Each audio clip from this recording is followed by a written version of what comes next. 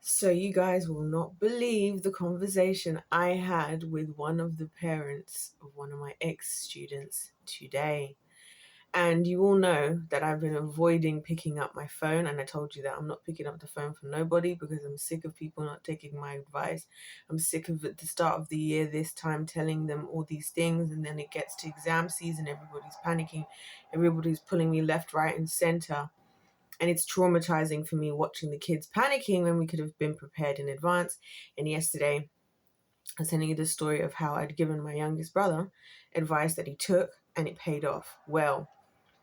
So one of the parents had been trying to contact me, had messaged me, and I hadn't yet responded to them because honestly, I was building up the strength to have to deal with them. So I was like, I need a couple of days and I need to be in a very tranquil place to respond to these messages.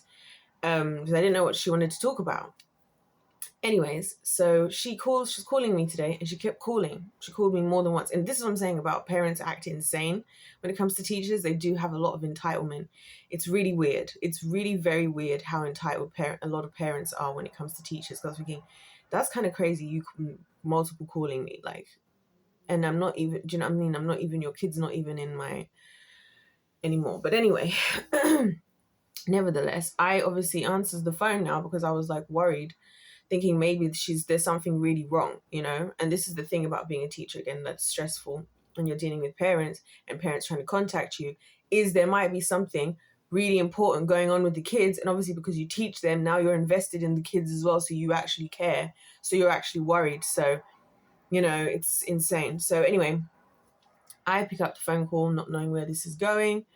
And I was and I was ready to do my, oh, sorry, I can't speak right now, in the middle of something, which I was actually in the middle of something. But it was one of those, I wasn't actually in a meeting or talking to anyone. I could technically talk on the phone. So yeah, so anyways, so she was like, I just really wanted to call you to say thank you. And I was like, so you went to all this effort to say thank you? Because this is what I thought was so strange, especially because most of the time, obviously, after, you finish the year, everybody moves on and we never speak again, which is fine, not normal. We moved on to the next stage. I'm happy. I just see them off and I'm happy to see them go and move on to wherever they need to go. Anyway, so she's like, I really just wanted to call you to say thank you. And I was like, call me to say thank you? That just sounds so insane. And I was like, why? And she was like, well, because her son, basically, who's 16, so just started he's just starting his A levels now. And I was actually worried in the back of my head about, I still worry about all the kids, by the way. In the back of my head, I'm worried about all of them. And I was wondering how all of them did. But I was like, I'm not contacting no one because I can't deal with the stress of the adults anymore. And I'm not going to lie, she is one of the high maintenance parents. I cannot lie to you. She's one of the high maintenance ones. But the reason why I kind of didn't mind tolerating her is because she actually literally does everything for her children. And when I say everything, so I'm like, those kinds of parents, if they're giving me a headache, but at least I can see that they're doing the best for their kids, then those are the headaches I don't mind. I don't mind her being a headache. What I can't stand is the parents who are not doing everything for their kids and being a headache on top of it. It's like, oh, hell no. You know what I'm saying? So anyways, and her son, he was very lovely, super hardworking, and he was quite quiet as well. So this is why it's just so interesting how different everybody is and how just you get to meet all these different personalities, as a teacher, and just how interesting it is learning about humans. So her son was very quiet in my lessons, but he was very proactive. He was one of those, he made his revision schedule ahead of time. He was always on it with everything. He was very hard, very, very hard working. But lacking in a lot of confidence, as most kids. Because I said to you guys, most kids, by the time they get to year 11, this is why I hate working with year 11s, the 16-year-olds, because by that time it's done. They have the school system, and between the school system and their parents, they're filled with anxiety. They have no self-confidence. They have no hope for the future, and they're just trying to get by and do good enough. And they don't feel like anything. They're all fearful of letting everybody down, and that fear kind of drives everything. And it's very traumatic for me to watch because it's like watching death happen. From year 7 to year 11 at secondary school is like watching death. You see the kids come in and they're so young and happy and imaginative and like and hopeful and excited, you know what I mean? And then by the end of it, they're just like the adult population, and you watch it happen. So I'm saying, it's my job, it traumatizes me. Like on a spiritual level, it's traumatizing, because I'm like, this is so demonic. It's so demonic that the kids come in with all this hope and excitement, and then by the time they've left out the other side, they're just like the adult population. You know what I'm saying? They're just following the script, trying to do whatever they can just to get by, and it's heartbreaking. So I absolutely hate working with the 16-year-olds, which is one of the things I was frustrated about this year. But anyway, so yeah, so he, I was curious to know how he had done, because, you know, after all his hard work, I was worried about him though, because like I said about the self-confidence. And it was very quiet, you know, but very, like, he would talk and he would tell me stuff, like, so, you know, we would have conversations, like, you know, and everything, but he just wasn't like super talkative, and he wouldn't necessarily say everything he was thinking, which, hey, by all means, you know. Anyway, so she says to me now, she's like, you know what, the reason I'm calling you is because he mentioned you earlier today. And I was like, or yesterday, and I was like, mentioned me? Like, why would he mention me? And she was like, basically, now that he started, he got his results, and he's starting at his new sixth form, and things didn't go as well as he wanted, but good enough, you know what I mean? And so she was like, yeah, because she was worrying, basically. This is what I'm saying, is the parents sometimes are just like, calm down, because your emotions, they go off onto the kids, like, you know what I'm saying? So like, go and panic in the corner in silence and come out and put on the performance of your lifetime, for goodness sake. Because, like, you know, so she was kind of panicking, not sure what to do, and he was reassuring her, because he reassured her and said, don't worry about anything, and then he was telling her about the advice I had given him, and how I was saying, like, because this is what I teach the kids, and I try to explain this to the parents who don't listen. The parents don't listen to anything. The parents are the most annoying. Literally, trying to deal with parents is like trying to squeeze blood out of a brick. It's crazy that, again, was another example. This is another day. I'm telling you of another situation where a kid was actually listening to what I was saying and actually took in what it was, and actually, like, you know. So she was like, yeah, he reassured me, said, no, don't worry, like, you know, my teacher so and so, she told me that, like, you know, once you get to once you get to sixth form, you have all these options. Don't worry about like what happens. This is what you have to do.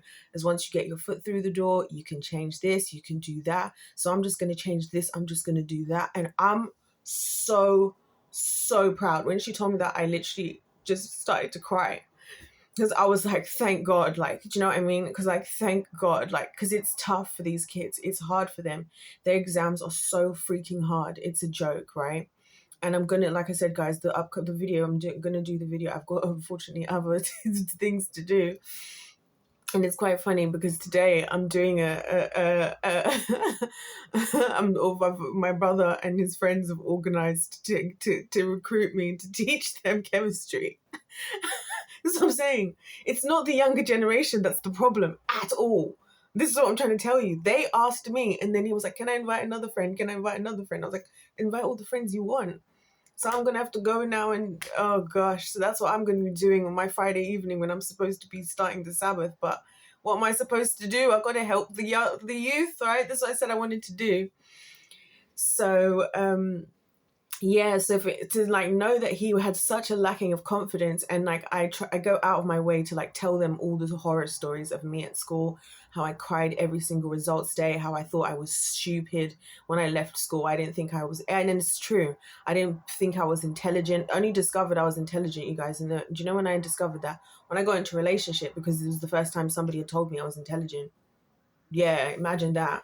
So there was that, and it was like being taught, and then so that's when I was like, wait a minute, I'm actually intelligent. I didn't think I was smart leaving school at all. So, you know, so yeah, so she was like, yeah, and I just couldn't believe it, that like he was so confident that like he was gonna figure this out. Because that's what I say to them, to the kids. I teach the kids all the time, because I'm trying to teach them.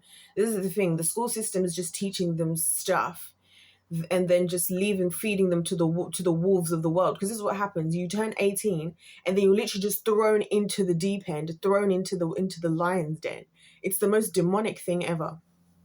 So, and that's why I even say all the time, I'm like, where in the Bible does it say 18 is an adult, and where in the Bible does it say at 18 you should move out? The only thing it says in the Bible about even moving out is, and a man shall leave his mother and father's house and cling to his wife.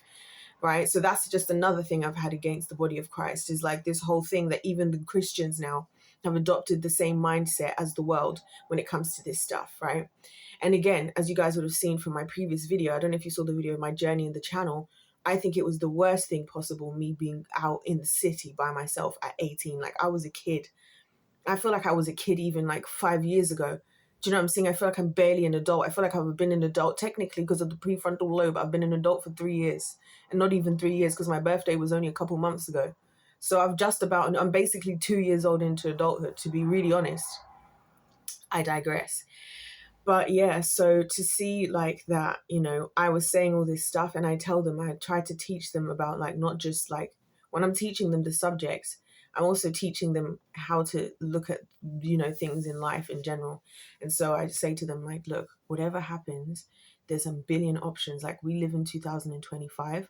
Whatever you face, all you have to do is just don't let it, like, just keep going and keep pushing, and find and look for other different things, because there's so many different options, right? Don't become overwhelmed like by all this other stuff, and think that your life is over. And that's why I tell them my story. I'm like, if you told me at 16 I'll be the one sitting here teaching you guys, I would have laughed in your face. I thought I was smart. I wasn't even in the top set maths, by the way, at school, but that was by choice, in fairness, because me and my teacher, we really liked each other. And she was like, you could move up, but honestly, you can just stay here. And I had my friends in my class as well, I used to sit with. So I didn't want to move up. I was quite happy. I wasn't in gifted and talented at school either. They had this whole gifted and talented thing, this like little group where there was like 25 kids all picked out, and they all used to go and have these extra lessons, and they'd get pizza ordered in and get to do all this stuff. So like, I wasn't in with the most intelligentes of it all. And I tell these stories to the kids to give them a sense of like, whatever they're facing, like, it's not over, because what they're getting from the rest of the adult population is the exact opposite. This is the end of your life. I remember that's how I felt like at school. That's why I was so upset every results day, because I felt like this is the end of my life.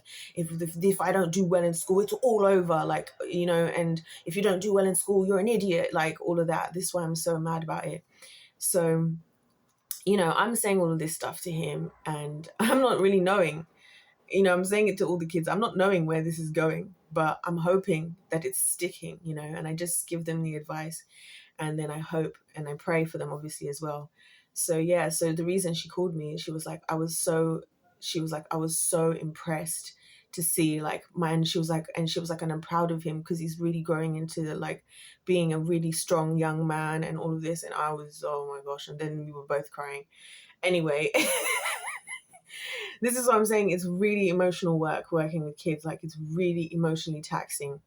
I don't think people realize how emotionally taxing it is. Like, I think people think about the behavior aspect of, and the attitude of kids, as in like, their low attention span, or this one's too talkative, or this one's trying to mess around. That's not the difficult part.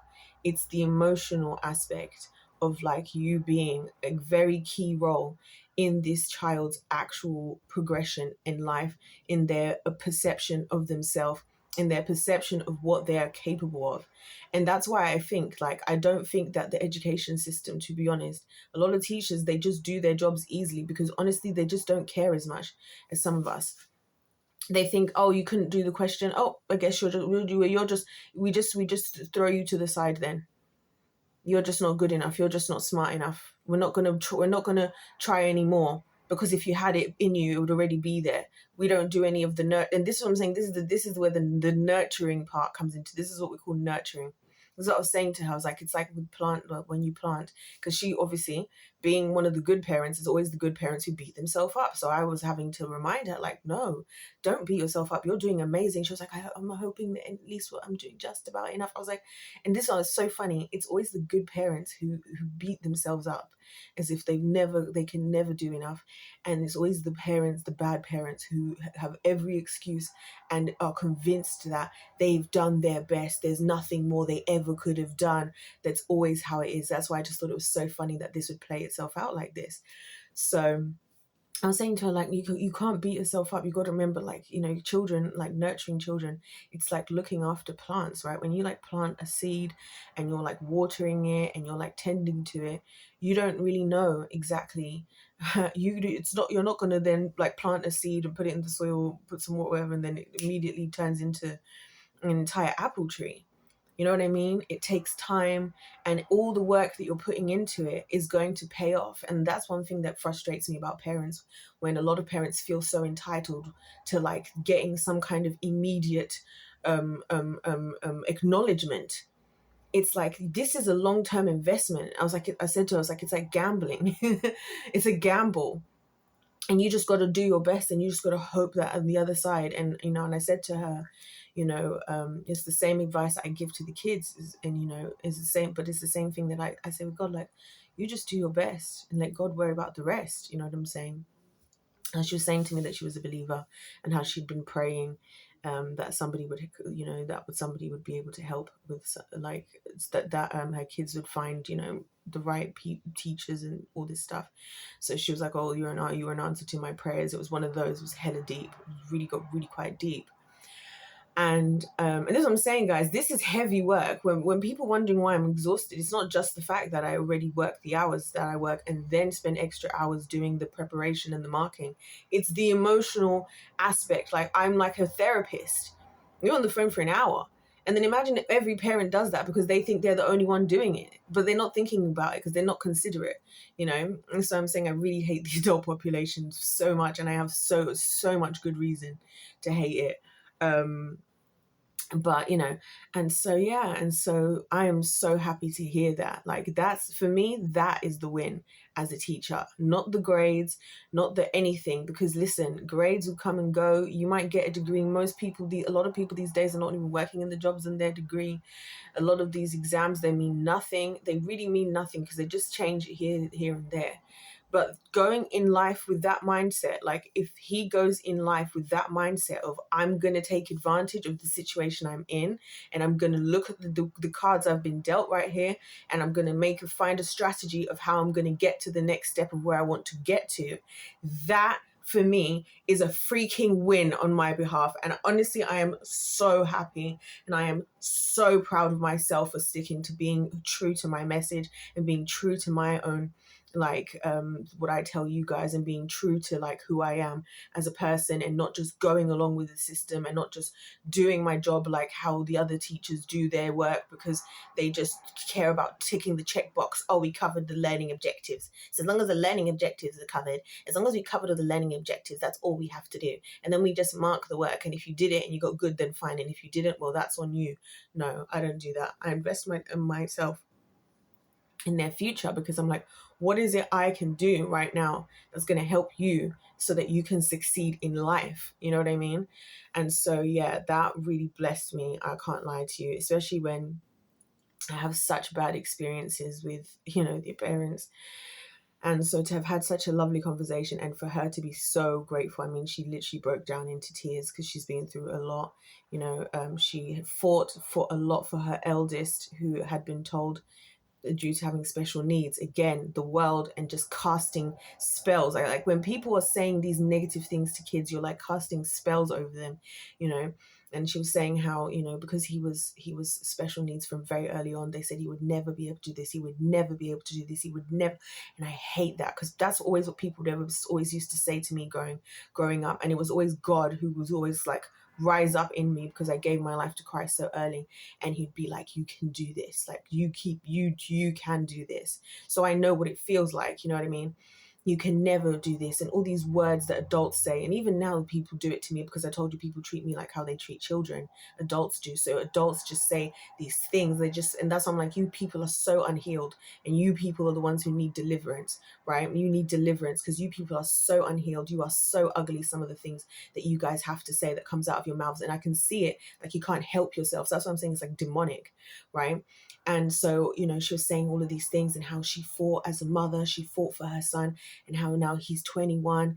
They said he would never be able to write, but she's texting him all the time. He's moved out, he's living his life, all this stuff. And I was just like, and how, she had this lovely old couple at this church, who the wife had just said, God is, your son is going to do great things. God wants to do great things with your son.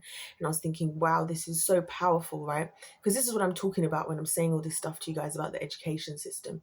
Like, she was basically saying, like, the school and the world system wanted to say that he would never be able to do this, and he could never.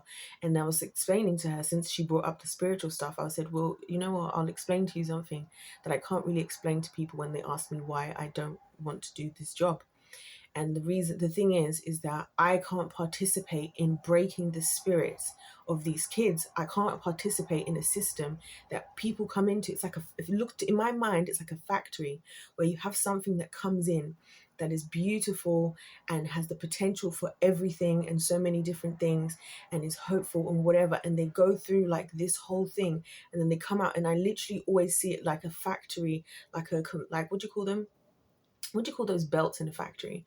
But like those belts in a factory, and they go through all these things, like in the system, like all these different things that are like breaking their spirit, that are lowering their self-confidence, filling them with anxiety, teaching them to just follow a script and to follow what somebody else to do, destroying their critical thinking. And then they come out the other end and they look like the adult population. And it's just like, that destroys me, you guys. It destroys me on an emotional level to watch that. That's what hurts about my job. It's not the hours. I can do the hours. You guys know I don't even sleep. It's not the work. I could teach my freaking chemistry and maths and all this in my sleep. It is easy for me. It's not an issue. The hard part is the emotional aspect of like everything. And so it's just so taxing, especially as a woman of God who sees in every single child that I ever meet, I can see the gifts that God has placed in them. I can see the pathway, like, for where God wants to take them. And so for there to be just all this other stuff coming up against it, I find it overwhelming. And to have seen that with hundreds of children, and to see the parents participating in the works of the kingdom of darkness, and to see the other teachers participating in the works of darkness. Like, I feel like they're working against like what God is trying to do in their own child's life. And it is, oh my gosh, it is exhausting for me. So that's why I get exhausted from teaching, as I'm actually invested, and I'm invested in their future, because I want to see them succeed for the long run. Most teachers, like, their only worry is they have to get their kids to the next step, just to the next step. But for me, how does that make any sense? How can we worry about the next step? We have to think about the next step in context of the whole pathway. That's how I think about it. So that's why I asked them all these questions about, like, what do you want to do? Like, do you know what I'm saying? Because we've got to think about whatever we're doing here has to make sense in the long run. That's what I'm saying. That's completely logical thinking. That's, again, why people can't do things like chemistry, because that's exactly how it works in science. In science, you have to think about the bigger picture. And then when you got the bigger picture, like when you're doing like experiments, or even when you're just thinking about chemical reactions and stuff, you have to think about the bigger picture. And then you come back to the stages. Step 1 is this, step 2 is this. You know what I'm saying? Like the law of entropy. You have to think about the bigger picture, the fact that we're in a universe, and the universe is it a closed system? I can't remember. And then in order to think, then when you think about that, and you think about the statement of the law of entropy is a big vague statement, that the universe is moving closer to disorder, then you have to kind of dial that back and come back into the step, take to the step of where you're at right now. So what does that actually physically look like? This is why people struggle with these things, and I find it so easy. So yeah, that was just such a blessing. And honestly, I was so grateful for that phone call. Like, I was so grateful, especially because I'd been dreading it, and I was thinking, oh no, what's going to be this? What's this going to be now? You know what I'm saying? I was thinking, who's going to be asking me about what to do now because they didn't get the grades after you didn't take my advice? Because a lot of times, like I said, I will tell the parents what they should do, and I'll even tell the kids. And the kids will do the work in class, and they'll be knowing what to do, and their parents will undo all the progress at home. And I just got so sick of that. They'll undo all the progress, and then they'll also still then okay, nah.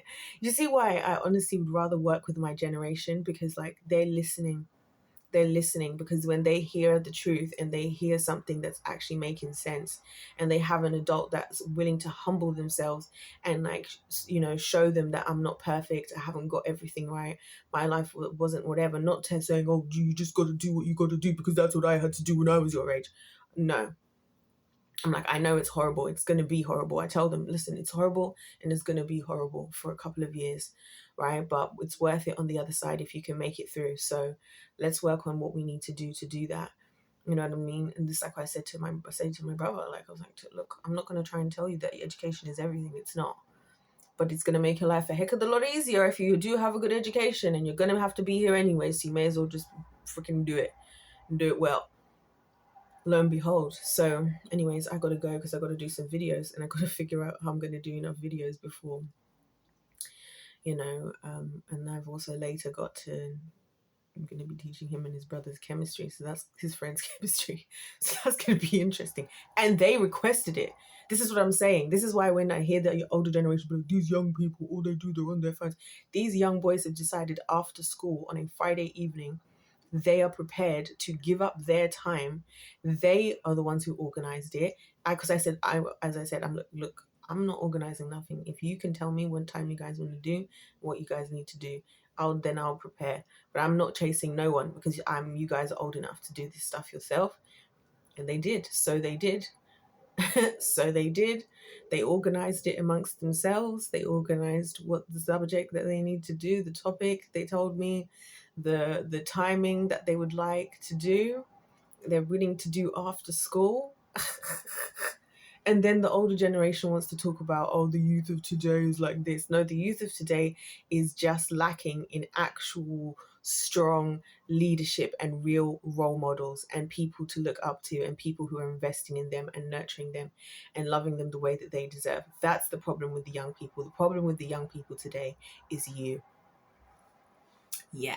And so I'm just happy, and I wanted to share this with you guys because I really wanted to step up for my generation. That's something I really care about. Like, if the adult population isn't going to take responsibility, I will. You know what I mean? I don't have any kids, but I'm taking responsibility, because if somebody doesn't, what's going to happen? Somebody at some point has to take accountability. Somebody at some point has to take responsibility. Somebody at some point has to. You know what I mean? And so I just feel so blessed and so happy. And so I'm so happy to have heard that news.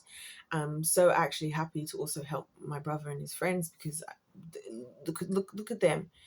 I'd rather spend my time with them. This is what I'm saying. I'd rather spend my time, my skills with them than with the rest of you riffraff. You riffraff of the world. You riffraff of the world who are walking around in pride, and you can't even do this stuff. You can't even do this stuff that these kids are doing. You don't even have the strong enough mindset as these kids do, even. So I'm saying, this kid being like, it doesn't matter what happened, I'm going to figure this out and I'm going to do. I'm like, there's adults who haven't even got to that stage in their 40s, 50s, and 60s. Adults who haven't even got to that level of mental strength.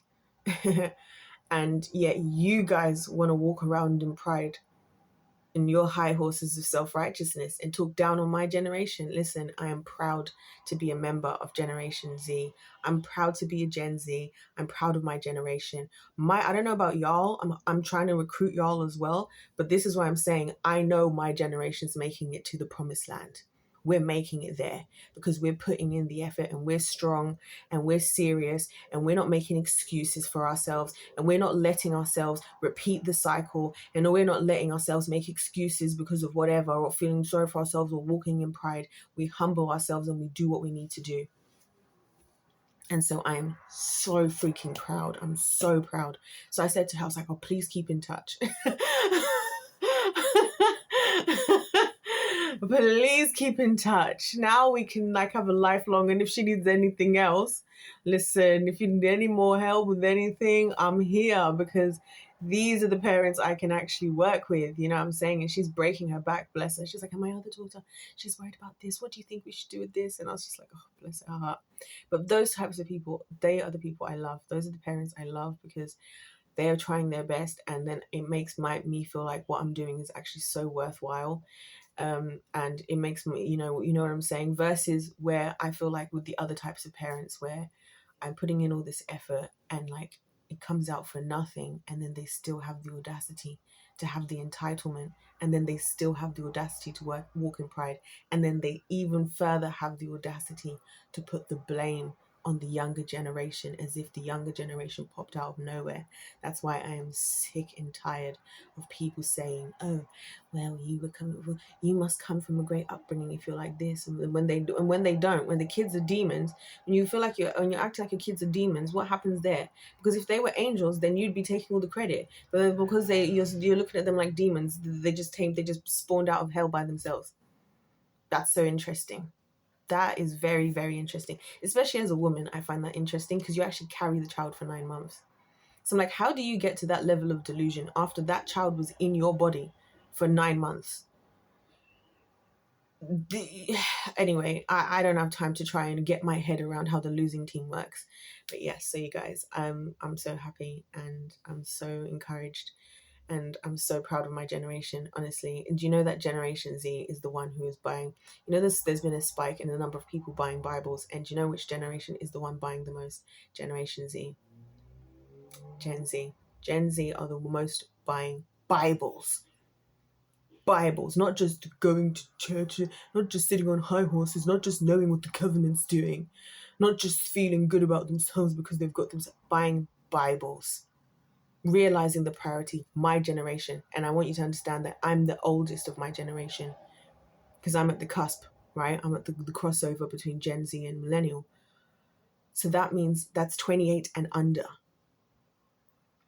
28 and under are the number one people buying Bibles. And that's something to think about. And on that note, if life's a game, let's play to win. God bless you all. God loves you. I love you. And I'll see you in my next one.